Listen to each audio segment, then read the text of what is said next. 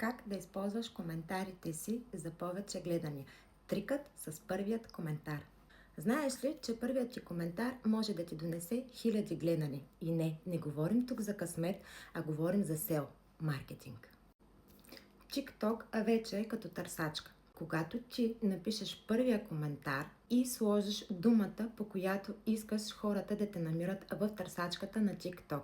Така, ти помагаш на приложението да разбере за кого точно е твоето видео. Веднага, щом качиш видеото си, напиши първия си коментар сам. Обясни накратко за какво става на въпрос и задължително го закачи най-отгоре, ако имаш тази опция. По този начин той работи за твоето SEO 24/7. Пробвай го на следващото си видео и виж разликата в твоите видеа. За повече съвети и трикове, знаете, плюсчето напред и нагоре.